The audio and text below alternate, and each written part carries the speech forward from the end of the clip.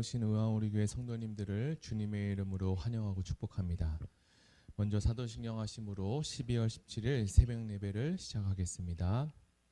전능하사 천지를 만드신 하나님 아버지를 내가 믿사오며 그 외아들 우리 주 예수 그리스도를 믿사오니 이는 성령으로 잉태하사 동정녀 마리아에게 나시고 본디오 빌라도에게 고난을 받으사 십자가에 못 박혀 죽으시고 장사한 지 사흘 만에 죽은 자 가운데서 다시 살아나시며 하늘에 오르사 전능하신 하나님 우편에 앉아 계시다가 저리로서 산자와 죽은 자를 심판하러 오시리라. 성령을 믿사오며 거룩한 교회와 성도가 서로 교통하는 것과 죄를 사해 주시는 것과 몸이 다시 사는 것과 영원히 사는 것을 믿사옵나이다. 아멘. 네, 오늘은 요엘 2장 1절에서 17절의 말씀을 가지고 여호와의 날이 임하기 전에 라는 제목으로 하나님 말씀을 나누겠습니다. 제가 먼저 성경 봉독해 드리겠습니다. 시온에서 나팔을 불며 나의 거룩한 산에서 경고의 소리를 질러 이 땅 주민들로 다 떨게 할지니 이는 여호와의 날이 이르게 됨이니라. 이제 임박하였으니 곧 어둡고 캄캄한 날이요 짙은 구름이 덮인 날이라. 새벽빛이 산 꼭대기에 덮인 것과 같으니 이는 많고 강한 백성이 이르렀음이라.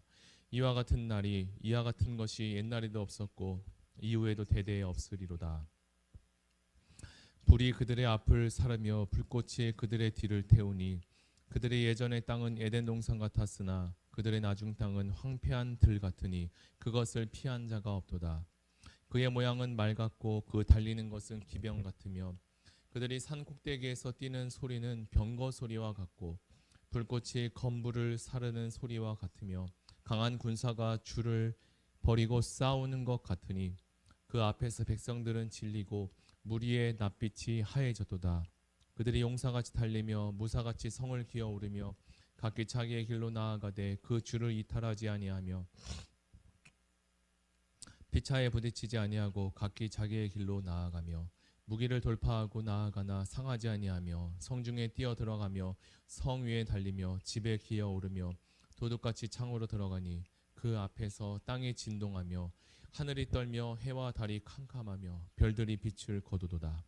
여호와께서 그의 군대 앞에서 소리를 지르시고 그의 진영은 심히 크고 그의 명령을 행하는 자는 강하니 여호와의 날이 심히 크고 심히 두렵도다. 당할 자가 누구리랴. 아멘. 코로나 확산이 점점 심해져 가고 있는 지금 우리는 백신을 맞으며 전국의 70% 또는 80% 이상이 되면 위드 코로나 이제 일상을 회복할 수 있겠구나라고 생각했는데요. 우리의 예상과는 다르게 확진자가 5천 명이 넘고 7천 명이 넘고 어떤 전문가들은 향후 5년은 더 지나야 한다는 암울한 이야기도 듣게 됩니다. 이러한 일은 우리가 한 번도 경험해보지 못했던 어둡고 캄캄한 일입니다. 이전에도 없었고 이후에도 대대에 없는 그 일이 오늘 이스라엘 유다에 나타났습니다.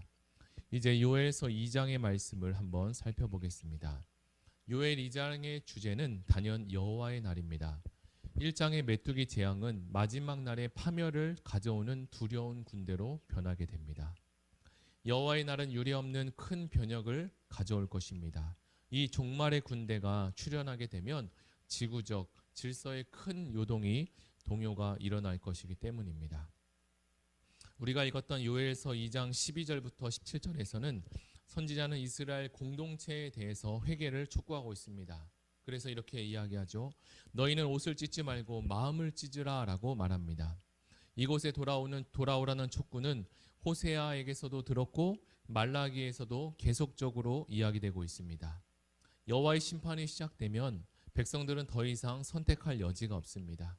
그들이 돌이키면 여호와께서도 그 재앙을 멈추실 것이고 그러나 더 본질적으로 이야기하면 이 구원이라는 것은 사람의 의지, 인간의 의지의 문제가 아니라 하나님의 주권적 은혜가 더 결정적인 요인이 됩니다. 이제 요엘서 본문을 하나씩 살펴보면서 이야기를 나누겠습니다. 요엘 선지자가 사역하던 시대에는 엄청난 규모의 메뚜기 떼가 유다를 강타하고 있었습니다. 그 피해는 물론 상상할 수 없을 정도로 만큼 엄청나게 컸던 거죠. 선지자 요엘은 이미 선포된 하나님의 말씀으로 주변에 일어나고 있는 일들을 해석하고 유다 사회를 구성하고 있는 모든 계층에 대해서 최근에 임했던 메뚜기 떼 재난에 대해서 슬퍼하며 그 심각성을 말해주고 있습니다. 요엘은 유다를 구성하고 있는 계층을 구분하여 권면하고 있는데요. 가장 많이 삶을 살았던 노인들로부터 소비자와 생산자, 그리고 종교의 경험이 풍부했던 제사장의 순서로 말씀을 선포하고 있습니다. 그리고 그 중간에 있던 모든 백성을 향해, 유다 백성을 향해서 그 가운데에 두고 결국은 메뚜기 때 재난이 이스라엘 모두와 그리고 전 분야에 거쳐서 하나님의 메시지를 전하고 있습니다. 처음으로 소개되고 있는 노인을 상대로 메시지가 시작되는데요. 노인을 뜻하는 이 단어는 이스라엘 사회의 지도자 또는 나이가 많은 어르신을 이야기합니다. 지금 일어나고 있는 이 사건은 어둡고 캄캄한 날이며 짙은 구름이 덮인 날이기도 합니다. 그런데 이러한 일들은 옛날에도 없었고 그리고 이후의 대대에도 없을 것이라고 이야기하죠. 이 메뚜기 떼의 습격은 단지 자연적인 재해로만 보기에 어렵습니다. 이스라엘의 한 지역에만 이러한 일이 생긴 것이 아니기 때문입니다. 이스라엘 한 곳에만 이러한 일이 생겼다면 하나님의 사인이나 하나님의 재앙이라고 볼 수 없었을 텐데 말이죠. 그러나 메뚜기 떼는 모든 영토에 피해를 입혔습니다. 이스라엘 유다의 온 지역에 이와 같은 일들이 생기게 되었던 거죠. 결국 재앙이 이야기하고자 하는 메시지는 하나님의 말씀을 통하여 우리에게 주시는, 유다 백성에게 주는 경고나 또는 저주일지도 모른다는 것이죠. 요엘은 메뚜기 떼가 유다를 습격하는 것은 결코 우연이 아니며 자연을 다스리고 온 우주 만물을 다스리고 계시는, 통치하고 계시는 하나님께서 이 메뚜기 떼를 보내셨다는 것을 알리고 있습니다.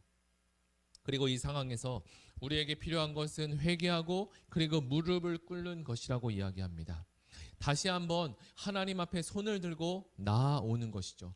하나님께 손을 들고 높이 손을 올려드리는 것입니다. 헌한 대낮에도 불구하고 짙은 먹구름이 몰려와 태양을 가리게 되면 갑자기 날씨가 어두워질 때가 있습니다. 본문은 먹구름이 몰려와서 캄캄하게 된 것이 아니라고 이야기합니다.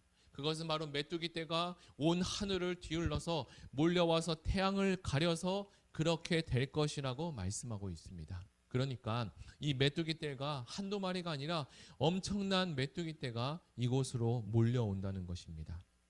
하늘이 어두워질 정도로 많은 메뚜기 떼가 몰려왔다가 지나가고 나면 몰려오기 전에는 에덴 동산 같았던 땅이 물려가고 황폐한 들과 같이 된다라고 이야기하고 있습니다.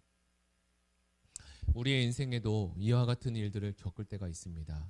유다 전 지역에 메뚜기 떼가 몰려오면 어둡고 캄캄한 날이 되는 것처럼 우리 인생에도 메뚜기 떼가 몰려오고 나면 하늘이 캄캄해지기도 합니다. 그때에는 우리가 무엇을 해야 하는지도 알 수 없고 할 수 있는 것도 아무것도 없는 것 같이 여겨지며 내 인생이 초토화된 것 같이 어둡게만 느껴지기도 합니다. 성경은 이어서 계속하여서 메뚜기 떼의 모습을 묘사하고 있습니다. 몰려오는 메뚜기 떼가 얼마나 고통스러운지 마치 그 모습이 말과 그리고 병거와 같다라고 증언합니다. 이것은 역으로 말하면 유다를 침략해올 바벨론 군대의 모습과도 흡사할 것이라고 예언하고 있습니다. 고대 근동 지방에는 군대를 메뚜기 떼로 표현하는 것이 아주 흔한 일이었다라고 합니다. 여호와의 날이 가져올 무서운 재앙을 경고하고 있는 것입니다.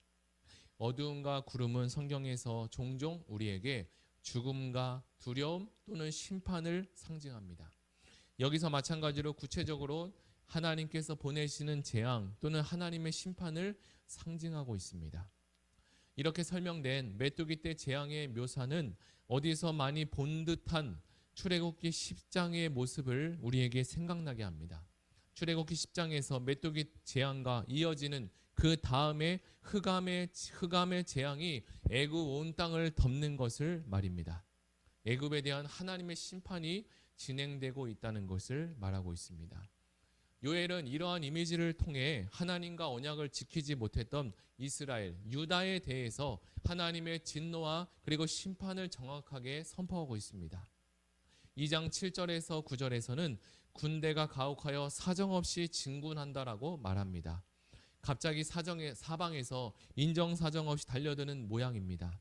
오는 방향과 그리고 경로를 예상할 수 없는 유다 민족으로 하여금 더욱더 크게 공포스럽게 만들고 있는 거죠. 우리도 마찬가지로 살면서 예측할 수 없는 일이 동서남북 사방에서 몰려올 때를 생각하면 그 상황을 이해하기가 쉽습니다. 아무도 당해낼 수 없는 무적의 군대 앞에서 해야 하는 것이 있는데 바로 그것은 여호와께로 돌아가는 것입니다. 여호와께 돌아가는 회개는 형식적인 회개가 아닙니다. 마음으로 하는 진정한 회개를 말합니다. 진실한 마음을 돌이키지 않는 회개는 하나님께서 받지 않으시기 때문입니다. 그러나 반대로 마음을 새롭게 하여 돌이킨다면 그곳에는 희망의 싹이 자라나게 되고 열매를 맺게 됩니다. 진실한 회개의 결과는 하나님의 성품 때문에 가능하게 되죠. 13절에 그는 은혜로우시며 자비로우시며 노하기를 더디하시며 인애가 크시다라고 말합니다.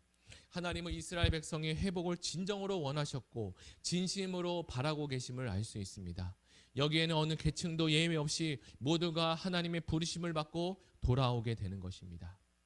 이제 오늘 우리가 읽었던 요엘서 2장의 말씀을 정리하겠습니다. 요엘 선지자가 이스라엘에 보내주던 이스라엘은 진정한 회개가 없었고 여전히 어둡고 암울한 시간을 보내고 있었습니다. 이것은 예수 그리스도가 이 땅에 오시기 전 신약과 구약 사이에 있었던 중간기의 모습과도 비슷합니다. 그리고 어찌 보면 지금 우리의 상황과도 요엘의 모습과 요엘 때의 모습과 예수 그리스도가 오시기 전 영적 분위기와 비슷하지 않을까요? 그러나 예수님이 이 땅에 오심으로 천국 복음을 그 암흑기에 그 중간기에 하나님의 심판이 있을 그때에 하나님께서 함께하지 않는 그때에 하나님 나라의 복음을 천국 복음을 선포하셨습니다. 천국 복음을 들은 많은 영혼들이 일어나게 되었죠.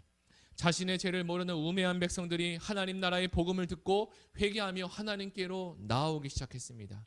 이러한 은혜의 역사가 오늘 우리에게도 이루어지기를 소망합니다.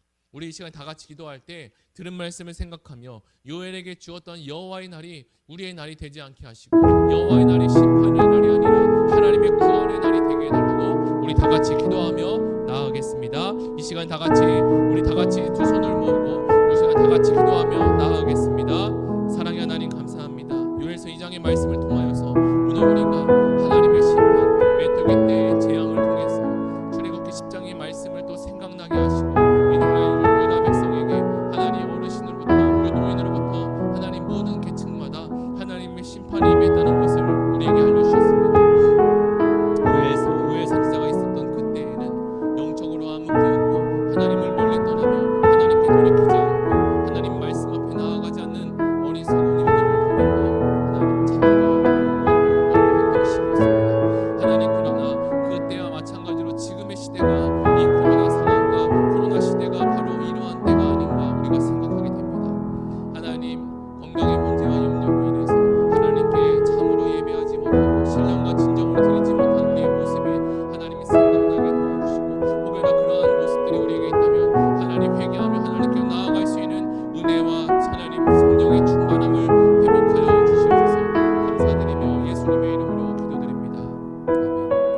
아멘. 이어서 기도할 것은 어제 한 주만 지나면 이제 한 주만 지나면 성탄 예배가 있습니다. 먼저 우리의 마음에 성탄에 대한 기쁨과 감사가 충만해지게 하여 주시옵소서. 하나님 아버지 우리의 마음과 영혼에 어린 양 되시는 예수님을 이 땅에 보내주심을 감사하며 나아가게 하여 주시옵소서. 겨울방학 때 진행되는 윈터 영적 스쿨에 대해서도 성도님들이 이것을 통하여서 성령 충만 은혜 충만하게 하여 주시옵소서. 다 같이 교회를 위해서 가지고 오신 개인 기도 제물